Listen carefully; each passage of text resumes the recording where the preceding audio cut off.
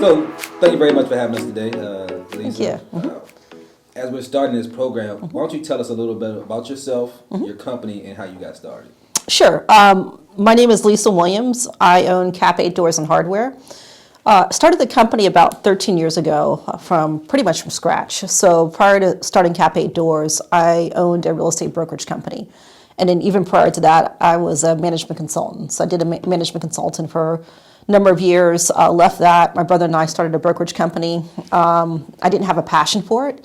I wanted to try something different, and my brother had a passion for it, so he kept the business, and I moved on. But he had a contact of an individual that actually did general contracting, because I thought I wanted to, build buildings. That's what I was thinking. And and so he was like, hey, connect with him, and he can tell you a little bit more about construction. And so met with him at the Hamilton Hotel downtown. I put together a really gorgeous PowerPoint about why I would be great at general contracting, and he ignored it and said, start a door company. And that's the catalyst behind starting a door company. He said there really are no women, minority-owned door companies that he was aware of. And also, there's not a lot of door companies that get it right. So if you can figure it out, there's a real opportunity there. And so literally, I just kind of fell into it.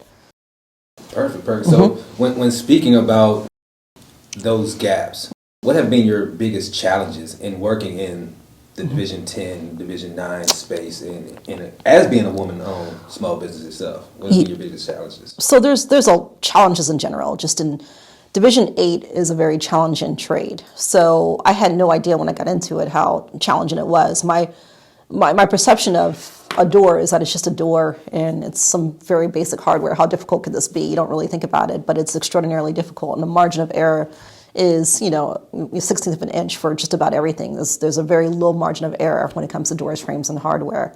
So that was a larger challenge, was finding people who were technically gifted at what they did and could do it with excellence. So it's not an easy trade. It takes a long time to become good at it. But finding great resources was probably the most challenging trade that took me really a number of years to perfect and to get a great team in place. So that was the hardest part. I mean, I think, not just being a woman in business, but I think being a minority in business, there were a lot of obstacles that I experienced that I'm not sure if I would have experienced otherwise. So for example, just being able to get a line of credit was probably far more challenging than it should have been. And I needed a lot of validation in order to get that. So that, I don't know if I should have needed, but I did need. And so that experience was daunting, and it was one of the more challenging experiences when I first started the company. And one of the biggest obstacles I had to overcome was being able to get the appropriate amount of funding to be able to even sustain a company in this industry. So that was a challenge. And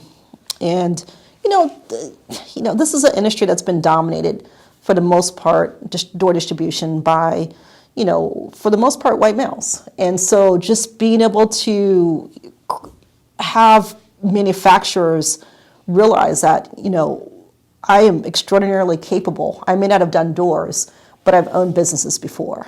And so I am confident that I can do it. And to get them to even open me up was like a massive challenge when I first started the company. And I will say to that effect, Hensel Phelps was instrumental in actually getting me opened up with some of my major manufacturers. So Will actually wrote some letters on my behalf to manufacturers to vouch for me and say, hey, look, this is a company that we're vested in. And, please open Cap8 doors up so that they can be competitive and they can actually even play in the space. So yeah, there were challenges, there were obstacles, and and there's different obstacles as you evolve and as you move forward, but there were certainly some challenges that I faced. Now, when we were here a few years ago, we were working on how to overcome some challenges that Cap8 was facing at the time. Yes. Right? One of those was personnel, and one of those was just space. Over that time period, how has Cap8 addressed some of those challenges from personnel standpoint? You mentioned a little bit of it, but can you explain or speak to us about the advances you made, not only in your location, but as your personnel as well, and some of those processes with that? Yeah, and that's a great question. I think a lot of where the change started was a realization that, things had to change. And in order to be a great company, which was, from the very beginning of starting the company, was what I set out to be, was to have the best door frame and hardware company and specialty company in the Mid-Atlantic region. So that was a goal from the very beginning. And in order to achieve that goal, there were a lot of changes that had to occur. And I'd say right around year 6 or 7, made a massive amount of changes. A lot of it started with culture. So really having that conversation about, okay, what kind of culture do we want to have? What kind of people do we want to bring into that culture to build that environment that's going to allow us to be the best? So it's a totally different company. It's a different environment. It's, I will say this not just because I own the company. I think we have the absolute best door frame and hardware people in the nation. I'll put my guys up to anybody. So I think not accepting mediocrity, and that's something I had to change. It wasn't my people, it was me. So I had to change and not accept mediocrity, and also realize, and one of the biggest lessons I learned over the past, I'd say, few years, is that you can't make an average person great, but you can make some good people great. And you have to have good or great people in order to run an organization, but there's not much you can really do with mediocrity. And so having a high standard of the people that I want around me was really critical. And I think that's where a lot of the change started, was just understanding that this is not okay. We've got to do better. And we've got to have better people in place, because you can have the best processes in the world, but who cares if you don't have people in place to execute those processes? I think I'm fairly creative. I can come up with great ideas about how we should do things and how things should flow, but you need people who can actually make it flow. And so we've got people in place. It didn't happen overnight. It took years to change it. It's not an overnight process. But you'll start to see the results pretty quickly once you make some of those human resource changes and modifications. So I think that was critical. When it comes to space, space it's been an ongoing, I'd say, challenge. We've been very fortunate in that we've been able to almost quadruple our space since we first started, and we've had to. And that's given us the ability to really expand out into other areas that we, never even considered, or, considered, but we didn't have the space to be able to do. So now we're able to do a lot more in-house fabrication. So we're, pre-dressing our doors, which is, fairly unique to this market space. Not a lot of people are doing that. So it's given us an opportunity to be creative in terms of how we go to market. And it's also, given us the ability to really kind of grow. So now we have the space, we have the people that can work the space. So now it becomes, making sure that we have the business so that people can grow within the infrastructure. And the thing about having, good or great people, is that you have to continuously think creatively about how do you grow the company, because if you don't grow it, you're going to lose good or great people, And so I want to constantly grow this company. I want to constantly give people opportunities. So that means, physical expansion, and it also means actually product expansion, and just giving people a chance to lead and to take on new challenges. So that's the critical piece. Walk me through your warehouse. Yeah. So actually, it's a great question. To the left, the furthest part of the warehouse is where we check in all the material, and we have a very well thought out, methodical approach towards how we do it. So we scan everything in, so everything's barcoded, scanned in, checked in. We can tell you to the dime like what we have in the inventory right now. We can run reports, tell you what's in. So that gets checked in. Our guys actually do a good job of making sure that we find a space and it's lined up and put properly in the racks, and we know exactly where it is. And then actually from there, hopefully it doesn't sit too long. We don't want to have a lot of stored material, but mostly it's kind of just in time. It comes in and it gets checked out fairly quickly. We usually keep things in a warehouse for a few days, but we don't want to really keep it in there for too much longer than that. We want it out the door. So once it gets checked in, they check it back out to get the material, to you guys, to our general contractors. So the checkout process, actually, they check it out, and then they actually move the materials to the other side of the warehouse, and the materials actually flow out of the warehouse from this side of the warehouse. So it gets checked in over here, and it goes out in the other side of the warehouse. So there's a separation there. All of our hardware is contained in the first side of the warehouse. So we have like kind of three different sections. But the first side of the warehouse contains all of our hardware. The second side of our warehouse contains all of our hollow metal doors, all of our wood doors, all of our frames. And then the third side is our most recent side, and that is solely fabrication. So we do all of our cuts if we have to, manipulate some of the doors, or we have to cut some wire shelving. If we had to install some hardware on the doors, we do all that in the brand new section of the warehouse. The other cool thing, we talked about culture. We set up a gym and just an area where people can retreat, have some sunlight, do whatever they want to do, have a little bit of peace. So there's also a gym that we just set up on the other side of the warehouse too. So that was important as well. So how long have you worked with HP, and how many jobs have you had with us? So I'd say I started the company in 13 years ago. I think our first job with HP came about a year and a half after we started. I really fought to work with you guys, and then once I started working with you guys, it was a great relationship. There was a lot of synergy. I love the culture of your company. I love the people that work there. It was a great fit for the type of work that we wanted to do as well.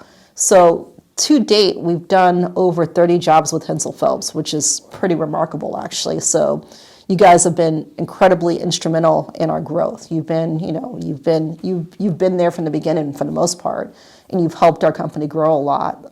Some of our largest jobs that we did with you, or we've done, have been HP jobs. I'll give you one of the ones that we're working on right now is Compass. So we finished up the first few buildings. So we're done with those, and we're waiting on, hopefully, we just bid another Compass job. So we're hoping to get a chance to work with you guys on those other Compass jobs. But that Compass jobs in total have accounted for probably close to $2.5 million worth of work for Cap8 doors. Martin Federal building accounted for about $2.1 million worth of work. So they're not small jobs that we're doing with Hensel Phelps. They're very meaty jobs that allow us to really move to the next level organizationally. And to have that on our resume really has made it easier for us, quite frankly, to get other jobs that are pretty significant. To be able to say that you did the Martin Federal building, that you've done these data centers, it helps us to really grow and to expand. So you guys have been incredibly important, and I appreciate everything that you've done in terms of helping us grow. Absolutely. It's been a pleasure on our end as well. Thank you. With that being said, you were part of the inaugural class of our Emerging Trade Partner program. Right. How has that worked out for you since being a part of that particular program? It's worked out great. It's not just getting jobs. It's obviously we want work, so that helps us out. But I think the more important thing is the collaboration and the sharing that you guys have done. That's been incredibly helpful for us. So, I can tell you story after story of stuff that you've done, that Brad's done, that Will has done, that has been above and beyond what it's beyond business. It's like you guys have really, you've seen my strategic plan. You guys have given me feedback on my business strategy. You've sat down with me out for hours and poked holes in it, which is what I needed. You've questioned, why are you doing this? Why are you doing that? Have you thought about this? You've invited me to hear guest speakers who've come to speak not to me, but to your employees. So you've extended yourself to invite us to, educational opportunities that Hensel Phelps employees are a part of. So, that stuff that's been amazing. You've even shared, you guys, Will actually opened up the books and shared with me, like, this is like financially what you want to look at, Lisa, to evaluate how healthy your company. Who does that? Like, who's going to show you, I'm probably oversharing, like, this is, this is what you want to look, what you want to look for. This is how you know if your company's healthy. Here are some of the measurements that you want to, you want to look at. So that's stuff that companies aren't going to do. So it's a level of caring, a level of concern, And I get the sense, not I get the sense, Hensel Phelps is vested in our success, and it's not just words, it's actions. And I think that's very unique, and that's very different. And speaking of Will, a little too deep in it, we pulled him out of just walking around the office. Yeah, he was just, yeah, exactly, yeah. Say hello. Yeah, exactly. And, he's running to his office and getting our books and coming back to show you. Yeah, I mean, I'm in front of his computer. Yeah, exactly. So it was pretty remarkable. So with that, yeah. What can the industry do, kind of piggybacking off of that type of support, what can the industry do in itself to help build and maintain small business growth in today's market? Yeah, so I think what you guys do is amazing. I think the industry in general it's kind of a systemic thing that I think would be helpful, and I think it's the most important thing for us as a small business is cash flow, and so just sometimes the process of securing payments is one of the biggest challenges that you face as a small business. I get sometimes you have to price and proceed, but to not have to price and proceed and wait a year or 6 months for the change order to get approved because it's an owner's court. Those are things that I think systemically need to change within the industry. There's too much of I think small businesses becoming basically lending institutions for owners who are quite frankly multi-billionaires. So a lot of owners who are multi-billionaires. So we're holding a lot of the risk and a lot of the money, and we're not getting paid. We're still having to pay on our line of credit. We still have interest rates that are fairly high. They're the basis point is whatever the the going rate is right now. So the Fed rate. So it's a lot to ask for, I think, a small business to not get paid fairly quickly for material flow. And I think that's one of the areas I wish systemically would change in the industry.